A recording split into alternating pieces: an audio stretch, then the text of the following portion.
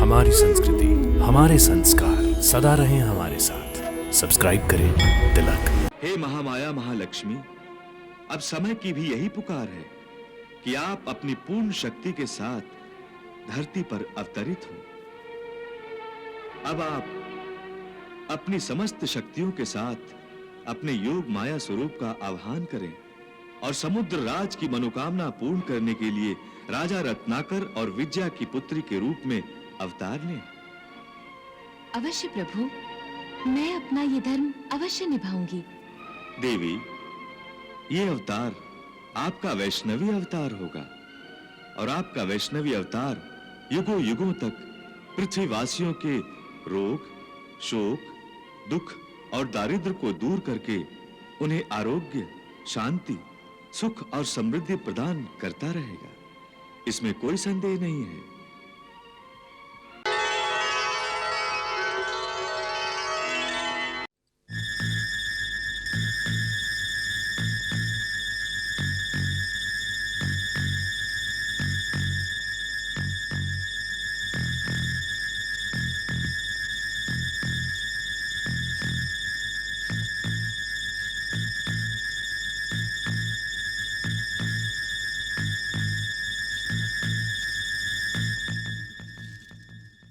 महाराज, दाई मां आ रही है। बहुत जल्दी में है वो। उसके चेहरे की रेखाएं बता रही है सुरेश्वर कि दाई मां कोई शुभ समाचार लेकर आ रही हैं। प्रणाम असुरेश्वर। शीघ्र बताइए दाई मां, क्या समाचार है? शीघ्र बताइए। बधाई हो असुरेश्वर, बधाई हो, आप पिता बन गए हैं। बधाई हो महाराज, बधाई हो महाराज, बधाई हो, बधाई हो।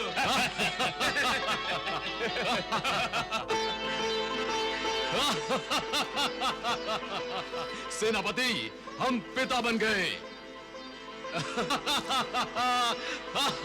महामंत्री, हम पिता बन गए। आपको पुत्र लाभ हुआ है असुरेश्वर? पुत्र लाभ? आपने अत्यंत शुभ समाचार सुनाया है दाई मां, ये लीजिए। बधाई हो महाराज, बधाई हो। दाई मां, हम अपने पुत्र को देखना चाहते हैं। आइए महाराज। रुक जाओ दुर्जय। परमात्मा ने तुम्हारी झोली खुशियों से भर दी है, केवल इसलिए कि तुम दूसरों की झोली खुशियों से भर सको। परमात्मा का यह संकेत समझो दुर्जय।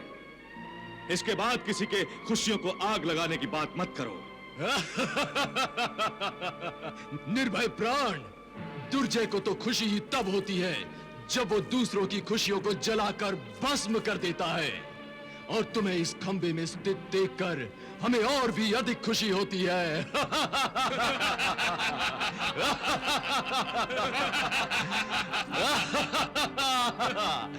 चलिए दाई मां, चलिए। आइए महाराज, चलिए।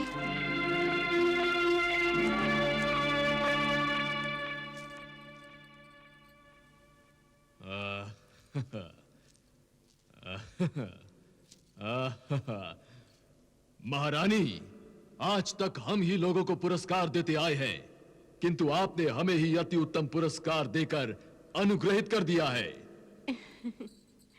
आपकी इस अनुपम भेंट से हम बहुत खुश हैं। आपने हमें पिता बना दिया है महारानी, हम आपके आभारी हैं। ये आप कैसी बातें कर रहे हैं स्वामी? सत्य ही तो कह रहे हैं महारानी, हम बहुत खुश हैं, हम बहुत खुश हैं महारानी। स्वामी, आपके ठाके से बच्चा तो डर जाएगा।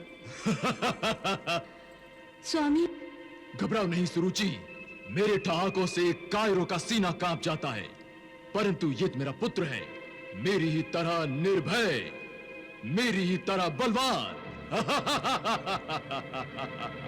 महारानी सुरुचि, मेरा पुत्र मेरे ही पचिनों पर चलेगा, मेरी ही तरह प्रतापी होगा, लोग इसके ठहाकों से भी भयभीत हो जाएंगे। इसलिए हम इसका नाम रखते हैं भैरव। भैरव? भैरव।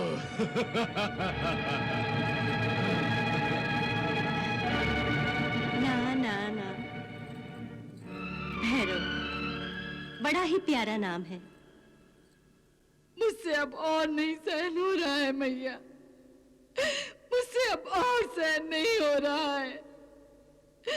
मुझसे अनजाने में ऐसा कौन सा पाप घड़ा है जिसका दंड मुझे दे रही हैं आप? बताइए, कौन सा पाप घड़ा है मैया?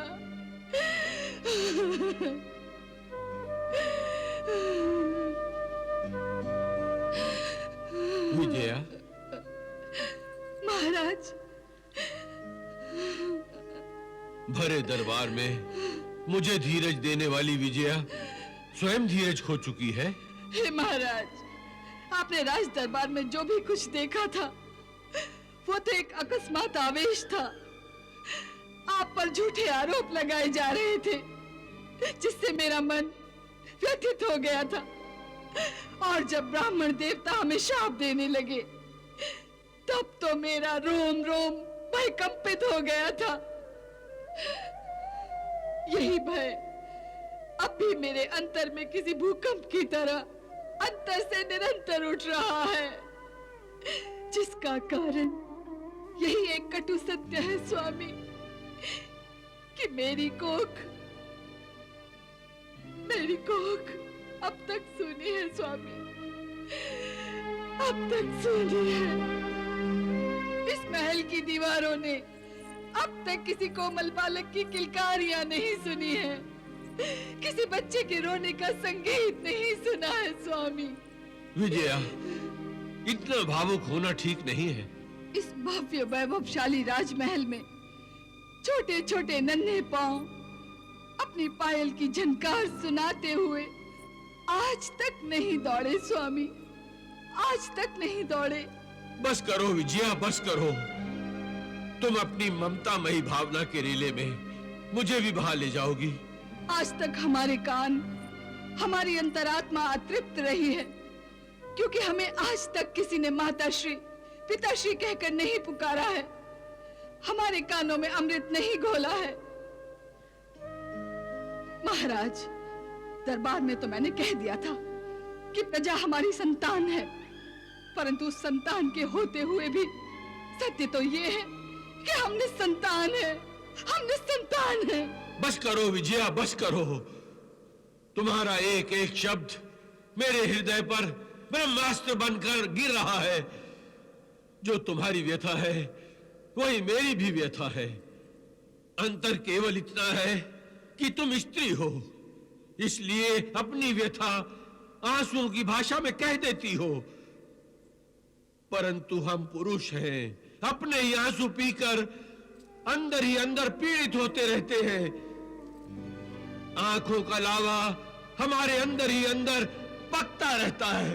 स्वामी, कदाचित हमारे भाग्य में संतान का सुख लिखा ही नहीं है, सुख लिखा ही नहीं है। ऐसा मत कहो विजया, ऐसा मत कहो। माता महालक्ष्मी हमारे साथ ऐसा अन्याय कभी नहीं करेंगी, यह मेरी श्रद्धा है। कदाचित माता महालक्ष्मी हमारी परीक्षा ले रही है।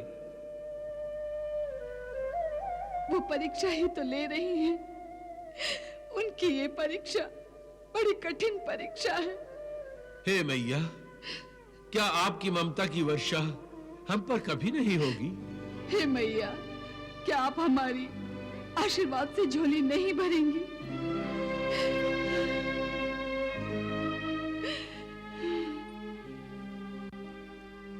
क्या हमारे संतान कभी नहीं होगी? क्या हमारे संतान कभी नहीं होगी मैया?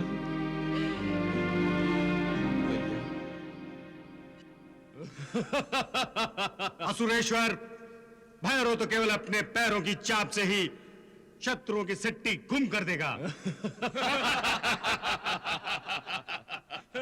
महाराज, पुत्र प्राप्ति की खुशी में अपनी प्रजा को भी सम्मिलित करना चाहिए। केवल प्रजा ही क्यों महामंत्री, हम तो अपनी खुशियों में शत्रुओं को भी सम्मिलित करना चाहेंगे। हम तो राजा रत्नाकर को भी अपनी खुशियों में सम्मिलित करना चाहेंगे। सेनापति, आज्ञा महाराज।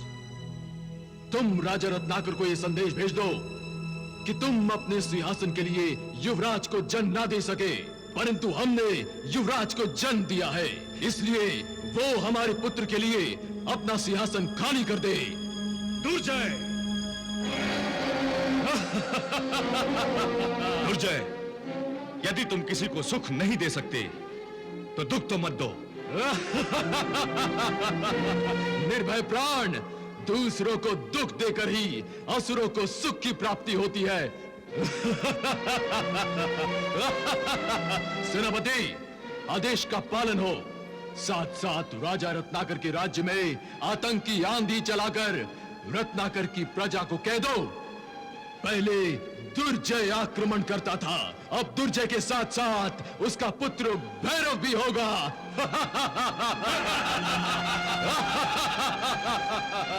हे प्रभु, हे महादेवी महालक्ष्मी, राक्षस राज दुर्जय का अहंकारी रूप देखकर मेरा मन व्याकुल हो उठा है।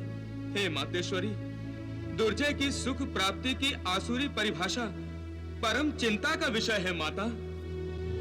देवर्षि, जो दूसरों के दुख में अपना सुख ढूंढता हो, समझ लीजिए वो विनाश के पथ का पथिक है। परंतु प्रभु, अपने विनाश से पहले ऐसे दुष्ट और अधर्मी अपने विकृत बुद्धि के कारण हिंसा और आतंक से धरती को निर्दोषों के रक्त से लाल कर देते हैं प्रभु। देवर्षि, जो भी राजा अपनी तलवार से रक्त में सना हुआ इतिहास लिखता है, वास्तव में वो अपनी ही मृत्यु के आदेश पत्र पर हस्ताक्षर करता है। परंतु मातेश्वरी, उस अधर्मी के अंत का समय कब आएगा? पुत्र प्राप्ति के बाद तो दुर्जय अधिक उन्मत्त हुआ है और उसने आपके परम भक्त राजा रत्नाकर और रानी विजया के घाव पर नमक छिड़ककर उन्हें दुख ही पहुंचाया है। देवर्षि, आपको राजा रत्नाकर और रानी विजया के दुखों की चिंता है ना? जल्दी ही वो भी सुखी होंगे। देवर्षि, आप जानते ही हैं, जो भी कुछ होता है विधि के विधान अनुसार ही होता है। राजा रत्नाकर तो समुद्र राज का ही रूप है। वो जानते हैं कि समुद्र की तरह मनुष्य के जीवन में भी ज्वार भाटा का उतार चढ़ाव होता है। ज्वार भाटा जो सृष्टि का ही चक्र है, दुख के बाद सुख और सुख के बाद दुख। अमावस की काली रात के बाद ही तो चांदनी छिटकती है। रत्नाकर और विजया का जीवन भी शीघ्र ही आनंद के दिव्य प्रकाश से प्रकाशित होगा और मैं उन्हें इसका साक्षात्कार भी करवा रही हूँ। नारायण नारायण, आपकी लीला अगाध है मातेश्वरी। प्रणाम माते।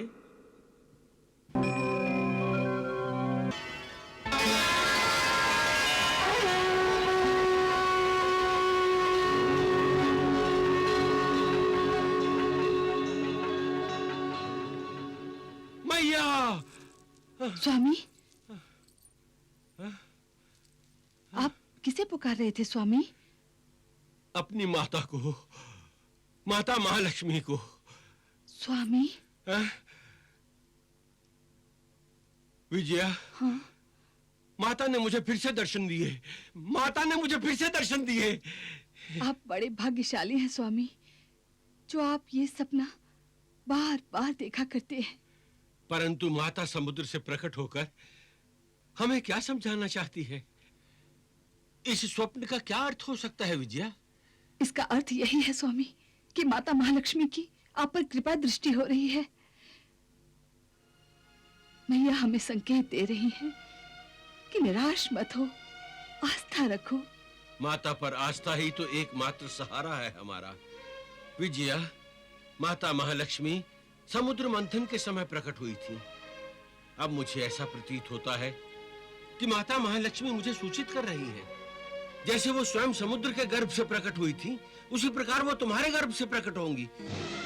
नहीं नहीं नहीं स्वामी, नहीं नहीं, मैया मैया, नहीं नहीं, ऐसा कैसे हो सकता है?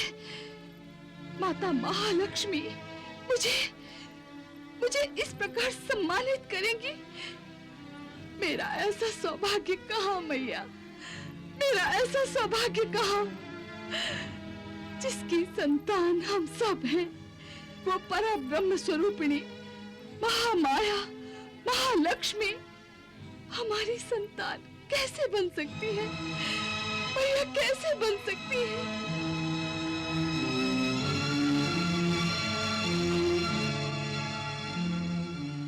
यही तो माँ की ममता की अनंत महानता होगी कि वो माँ होकर भी स्वयं किसी की संतान बनकर उसे भी ममता का सुख प्रदान करें।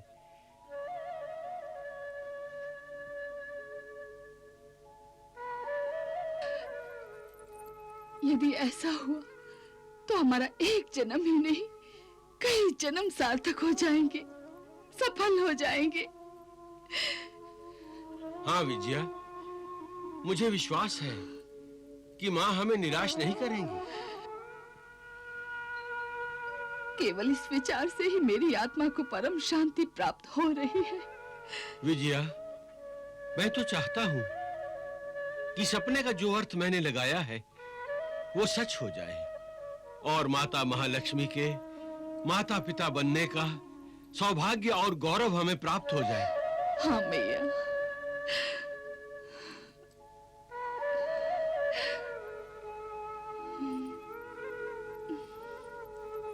तथास्तु।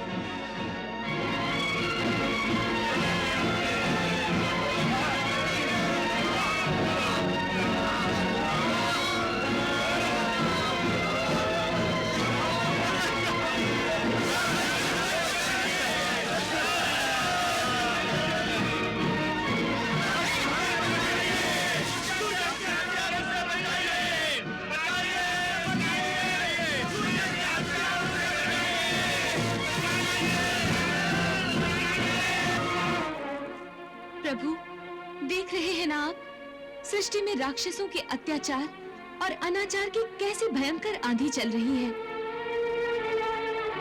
साधु संत, ऋषि मुनि, साधक भक्त सभी इन अत्याचारों से पीड़ित हैं।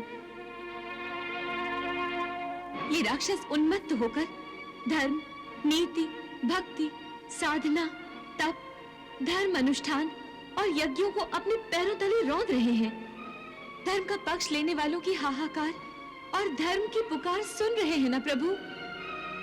हाँ भगवती महालक्ष्मी, ये पुकार आपसे याचना कर रही है कि पृथ्वी लोक पर होने वाले अत्याचारों और अनाचारों को रोकने और अत्याचारियों का विनाश करने के लिए अब आप मनुष्य का अवतार लें और जिस उद्देश्य के लिए आपका प्रादुर्भाव किया गया है उस उद्देश्य को पूरा करें।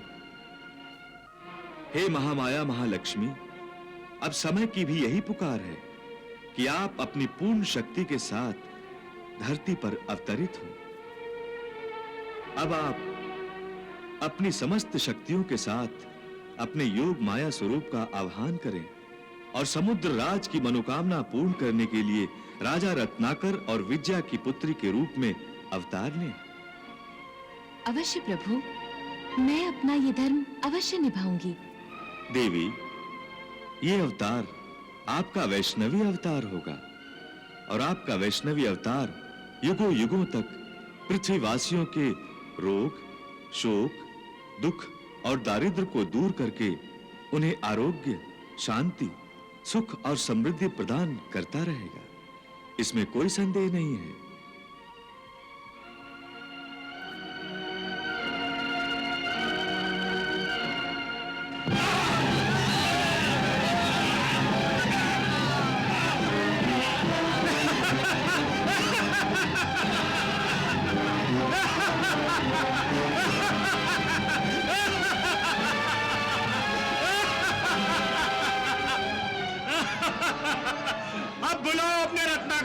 को। देखता हूं मेरे हाथों से तुम्हारी रक्षा कौन कर सकता है।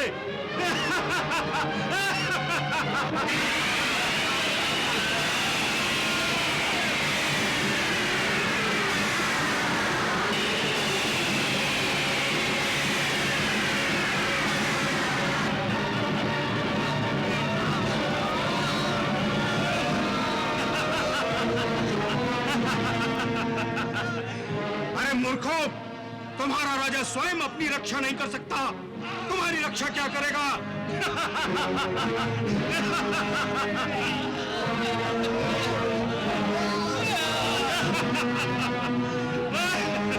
अब अपने भगवान का नाम लो, क्योंकि ये तुम सबके जीवन का अंतिम क्षण है। अब मैं तुम्हें मार डालूंगा।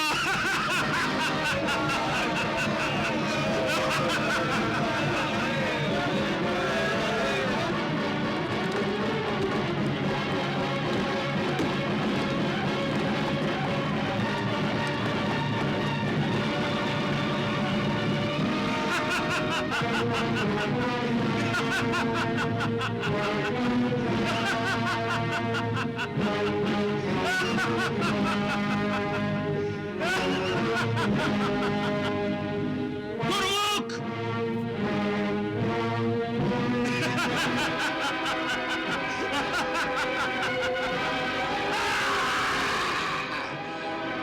रत्नाकर, तू! मैं तुझे जीवित नहीं छोड़ूंगा। मैं तेरा वध करता हूं। रुक जाओ, मैं तुम्हें एक अवसर प्रदान कर रहा हूं। यदि तुम तत्काल मेरे राज्य से लौट जाओगे तो मैं तुम्हें जीवन प्रदान करूंगा। परंतु मैं तुम्हारा जीवन हरण करना चाहता हूं। मैं तेरा वध करता हूं। हाँ! गुरुमुख!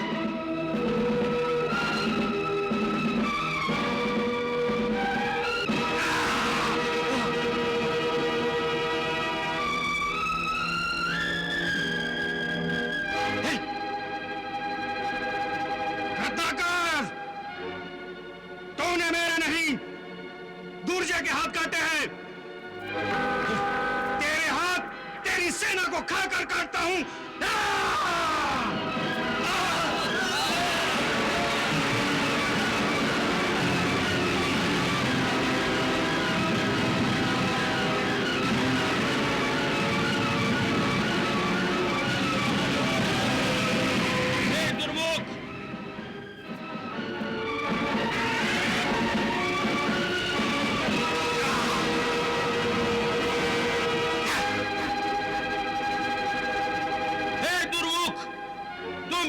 दुर्जय से कह दो, यदि उसने मेरे राज्य की ओर आंख उठाकर देखा तो उसकी दुर्दशा भी वही होगी जो तुम्हारी हुई है।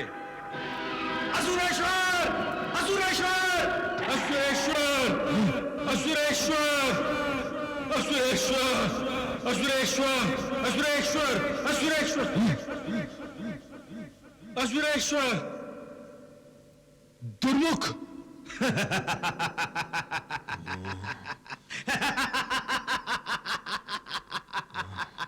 बंद करो ये हंसी। दुर्जय, राजा रत्नाकर का मुंड तुम जिस स्तंभ पर देखना चाहते थे, उसी स्तंभ पर तुम्हारे सबसे शक्तिशाली राक्षस का मुंड आकर के धंस गया है। देखो, राजा रत्नाकर ने तुम्हारे परमवीर सेनानी दुर्मुख की क्या दुर्दशा की है। देखो।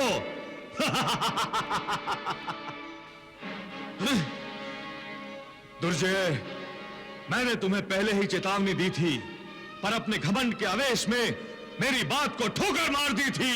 चुप हो जाओ निर्भय, मैं कहता हूं चुप हो जाओ। मुझे चुप मत कराओ दुर्जय, बल्कि मेरी बात को गांठ बांध लो। राजा रत्नाकर अपने शत्रुओं के लिए ज्वालामुखी की भांति है, जिससे निकलने वाला लावा दुश्मन के घर में भी घुसकर उसे तहस नहस कर देता है। मैं जानता हूं दुर्जय, तुम्हें मेरी बातें जहर लग रही होंगी, परंतु यदि तुम मेरी बातों को मान लेते तो यही बातें तुम्हारे लिए अमृत बन जाती। पर तुम भी क्या करते? तुम्हारे भाग्य में अमृत नहीं, विष लिखा है, विष। निर्भय प्राण! अब एक संकेत और देता हूं दुर्जय, यदि तुम राजा रत्नाकर जैसे महात्मा की शरण में नहीं गए तो एक दिन राजा रत्नाकर का बाण तुम्हारे मुंड को मेरे ही सामने इस स्तंभ पर स्थित कर देगा। तुम्हारे इस शक्तिशाली असुर के मुंड को अपने बाण पर उड़ाकर और उसे यहां स्थित कर राजा रत्नाकर ने यही संदेश दिया है दुर्जय। दुर्जय, निर्भय प्राण ने ठीक ही कहा है। यदि तुमने फिर मेरे राज्य की ओर वक्र दृष्टि से देखा तो मैं तुम्हारी दशा इस दुर्मुख की तरह ही कर दूंगा।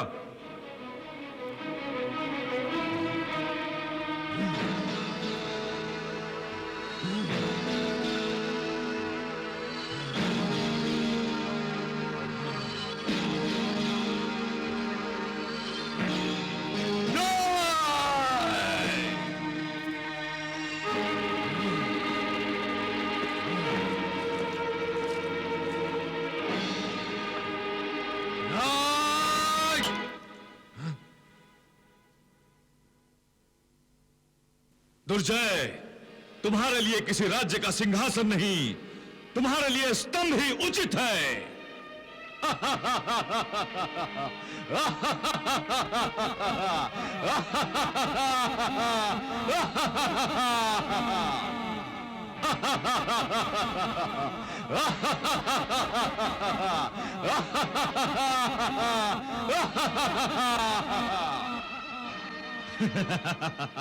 एक दिन राजा रत्नाकर का बाण तुम्हारा मुंड मेरे ही सामने इस स्तंभ पर स्थित करेगा। ना